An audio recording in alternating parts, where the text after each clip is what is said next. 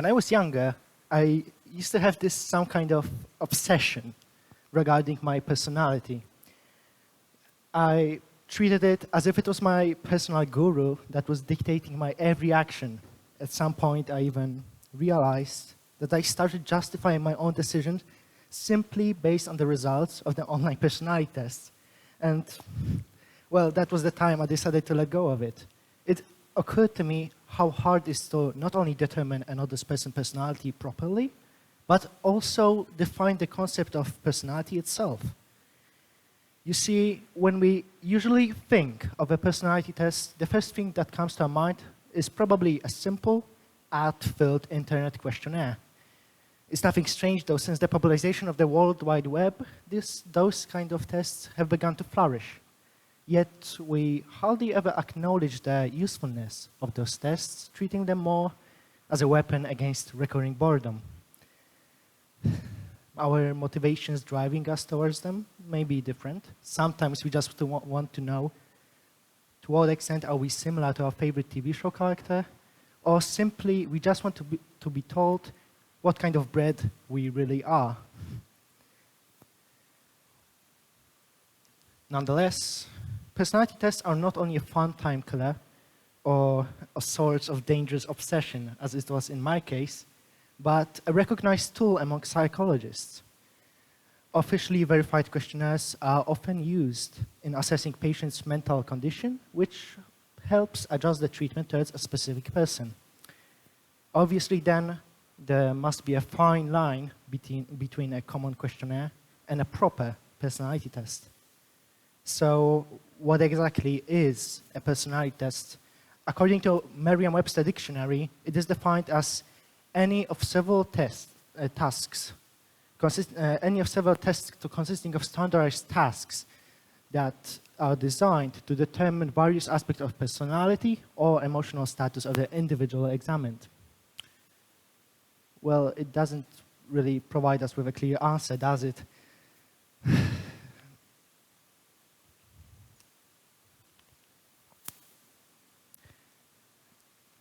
After all, psychology is an incredibly vague field of studies filled with various uncertainties. The question is, how effectively are we able to determine another person's personality, and how can we be certain that our results are reliable?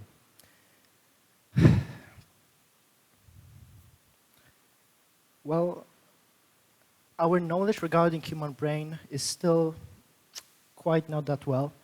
And because of that, we are not really able to process, counteract because of those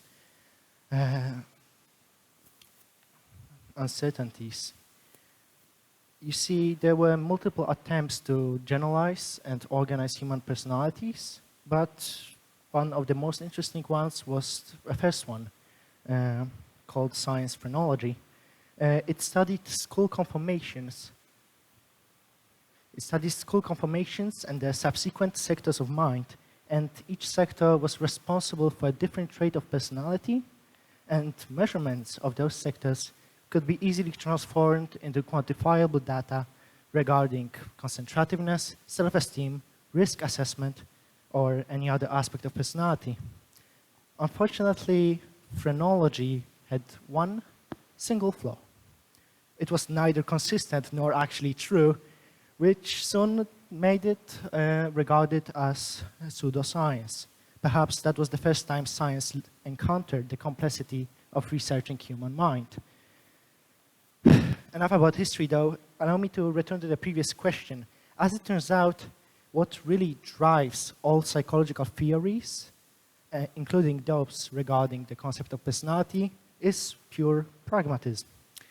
We cannot be absolutely certain whether our results perfectly visualize another patient's condition, but we don't really need to, because those theories have been proven in the past to describe the concept of human mentality properly over and over again. In other words, they just work. You see, what people often don't realize is that psychology is very different compared to most other sciences, as the uncertainties surrounding the results is simply gigantic. there is yet much to be comprehended in how our brain actually works and, well, to what extent our knowledge can be generalized.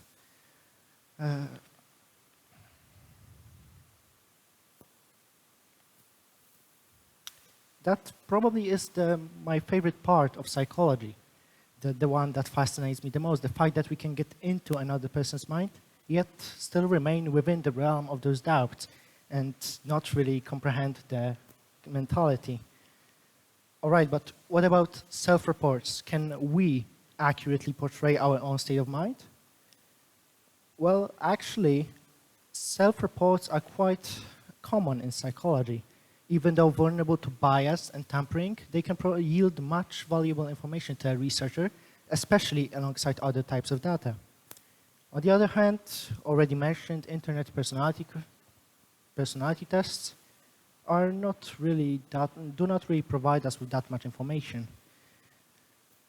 Numerous variables may significantly affect them, including laziness or frustration or simply dishonesty of the participant. And even if those tests were in fact foolproof, they still wouldn't be much of a deal. No matter which type of questionnaire we fill out, Myers-Briggs test, MMPI, or any other, we still won't get a perfect visualization of our personality. Well, don't simply take my word for it, though.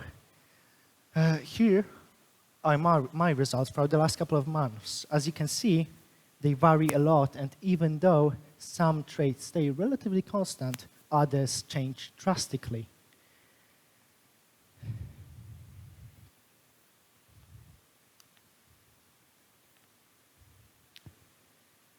Well, naturally, it doesn't mean that those results are completely worthless. Some tests, especially those from trustworthy sources, can in fact give you a general idea about your personality. But the thing is that you shouldn't really feel limited by them. You are who you are, and no test will ever be able to describe it properly enough. After all, we still need to comprehend how we and our mentality works, and some researchers still struggle with the definition of concept of personality itself. This probably means that you shouldn't really worry about your personality results, no matter which type of bread you turned out to be. Thank you for your attention.